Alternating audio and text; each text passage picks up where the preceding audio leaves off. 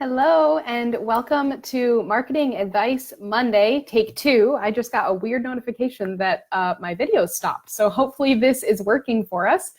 Marketing Advice Monday inside of this group is all about answering your most pressing questions as it relates to growing your practice in a way that's authentic and effective. We don't like slimy in this group, but we also don't like spinning our wheels on things that don't actually work. So that is what Marketing Advice Monday is all about. And today is answering a really big question and a question that could be kind of chopped and sliced and looked at in a whole bunch of different ways. That question is, how do I get potential clients to actually book with me? Someone can answer this question and talk about marketing tactics. Someone can answer this question and talk about your mindset. But what we're going to talk about here is what you actually need to do when someone has landed on your website and they want to work with you. This is an interesting challenge that I see a lot. I have reviewed hundreds of therapists and counselors' websites, and almost every single one struggles with this. The thing about getting someone to book with you is you have to ask them. You have to ask them.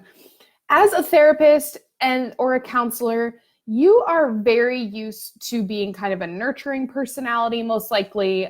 You're someone that likes to partner with other people, and that can make asking for something really challenging. But when it comes to growing your business, because you are a business owner, you absolutely are, you have to think about what this person is motivated by and what you need to do to get them to the next step. And that means that you can't shy away from the ask. You have to make it.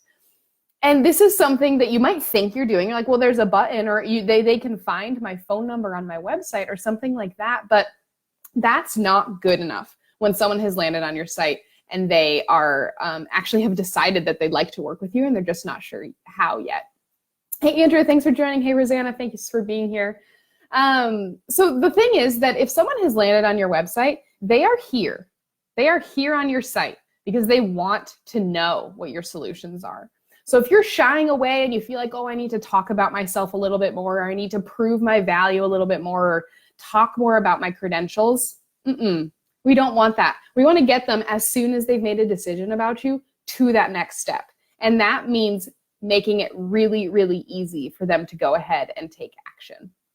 The way I want you to kind of think about this is, imagine being invited to a friend's birthday party.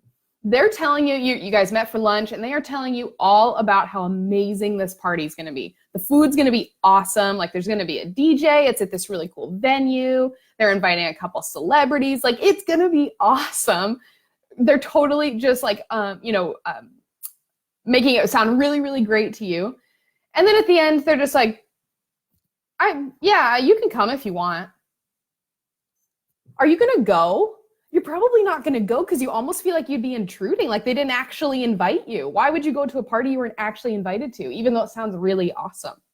That's what you're doing on your website if you're not saying, hey, here's the next step, book an appointment. Hey, here's the next step, schedule a call. If you're not inviting them to the party, they're not going to actively decide to go ahead and cross that boundary, cross that barrier and do it if you haven't explicitly asked. So that is what I need you to do. I need you to look at your website and I need you to think, am I asking them to take action, or am I shying away from it, right? There are 3 kind of easy ways to do this. Number 1, you have to make taking the next step as easy as possible. As easy as possible. And that means there needs to be a call to action, a button that says schedule, your first appointment or book a call on every single page. You might think, oh, like that's only for my contact page, or maybe you have one on your homepage, but what about your about page? Studies show that your about page is actually your second most visited site on your second most visited page on your website. If you are not capitalizing on the momentum of someone that has been interested enough in what you do to click over to your about page and then to want to work with you, you are missing out on clients. You need a call to action on every single page. You need a call to action on your homepage, at least one, most likely more. You need a call to action on your about page, on all of your services pages. So if you are an individual if you offer individual therapy and couples therapy, call to action on each one of those. There needs to be a place from every single location on your website that someone can get, okay, I'm ready to go.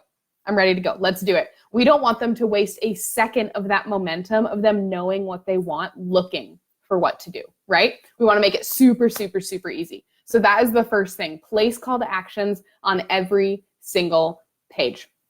Number two, you have to show them what to expect.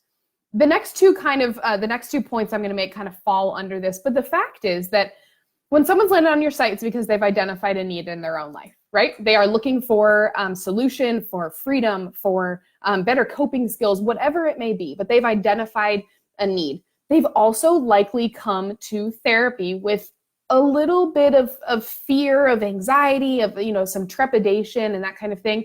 We want to make this as easy as possible by setting some really clear expectations. So the two ways you're going to do that is, number one, use really clear, active language. When someone decides to click a button, like this is what I do when I'm like, online shopping on the weekends, right?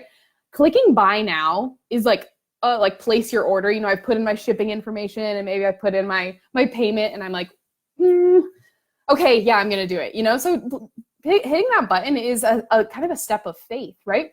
Same thing for your clients as they decide to, okay, am I going to do it? In order to ease that, we want to let them know exactly what they're about to do next. So a button that says get started is not descriptive enough. What if they push that button and it sends you a text message?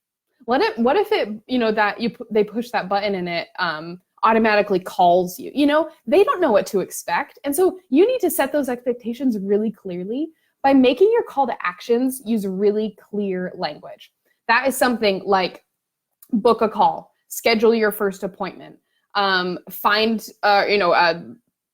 look at my calendar, something like that says, okay, when you click this button, here's exactly what's going to happen next. Not get started, which is some nebulous, vague description, but exactly what they can expect. And you'll also notice those suggestions I gave are using very active language, right? So instead of something really passive like learn more, which is basically a suggestion, it's just like your friend kind of being like, you can come if you want. Be very direct and be very active. Book my first appointment. Schedule my first call. Those kinds of things are very, very influential on a psychological level in prompting action from someone. This is a proven method among a bunch of the world's best copywriters. They will tell you all about what they call button copy. It's the words that you choose to use on those calls to action. It's some of your most precious real estate on your website. So make sure that you're using really clear, active language. All right, and then number three, I want you to show them the process. So we just talked about how if someone is coming to therapy, they're likely doing that with at least some level of fear or anxiety, or at least not 100% sure about what it means to work with you, let alone any counselor. So there's likely some questions in their head. When you're crafting the experience that happens on your website, I want you to think about what those questions are, and I want you to attempt to answer them before they even need to ask them. So if they're coming to your website because they've identified a need in their life, but they're not 100% sure what therapy looks like, show them, tell them, show them the process. This is a really, really, really easy way to kind of lower that barrier again that they have to cross in order to go ahead and take action by saying, hey, when you decide to work with me, first schedule a call, then meet with me for 50 minutes every week for 4 weeks, and then we will reassess. And then number three, have the coping skills and the tools that you need to live a fuller life. You have shown them at a very high level how they can get from clicking that very first button, that very first schedule a call button, all the way to the life that they're looking for. This is, of course, an overgeneralization. There's a lot of hard work in there. You're pouring in a ton of your effort. They're having to show up to each session and work hard as well. But you've shown them, okay, there is a path. There's a path to get there. This is possible. So I want you to lower that barrier by saying, hey, here's step 1, 2, and 3. It's super easy, and it all starts with you just booking that first call. Once they know that, then they're like, okay, I feel educated enough, I feel equipped enough in order to go ahead and click this button, know what to expect, And then I can see the kind of the light at the end of the tunnel. I can see where that solution lies. So how do I get potential clients to book with me? When someone has landed on your website, if you have been working really, really, really hard to market your practice, maybe you're seeing a decent amount of traffic on your website, but no one is actually booking, the phone isn't ringing, it's likely because you're not being direct enough about saying, hey, I want you to do this next. Do not shy away from making that ask. They've landed there because they want a solution. They want to know what to do next. So show them. It's not salesy, it's not pushy, it's opening up an opportunity to them that they can take or leave. But if they don't see that opportunity, you're gonna lose them. You've lost them already. So I really, really want you to think about driving action by making the ask in a really strategic way. And the 3 ways that you do that, the 3 ways that you make that ask are: 1, you place a call to action on every page, so that no matter where someone is on your website when they've decided they want to work with you, they can take the next step. We don't want to lose out on that momentum.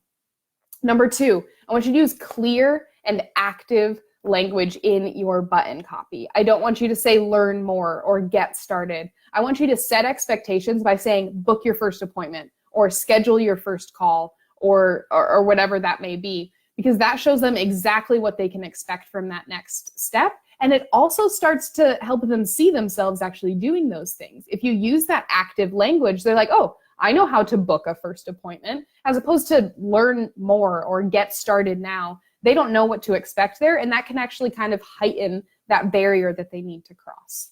And number 3, show them the process. Show them how they can get from point A, your primary call to action, that first step, all the way to the transformation and ultimately the life and the better person that they're wanting to be. Show them that light at the end of the tunnel and how it starts with this first step, and then go ahead and offer that first step to them. It's a really natural way to start answering the questions that are already in your potential client's head and saying, hey, I'll come alongside you. Here's the opportunity. If you're ready, here we go. So that no matter where they are, no matter how many times they visited your website, they know that when they're ready, the option is there. You have made that opportunity available to them. I want you this week to go ahead and take a look at your website. I want you to look at every single one of your pages. And then on a scale of 1 to 10, I want you to ask yourself, how easy is it for someone to take action right now? If your answer isn't a 1 or a 2, maybe a 3, it needs to be simplified.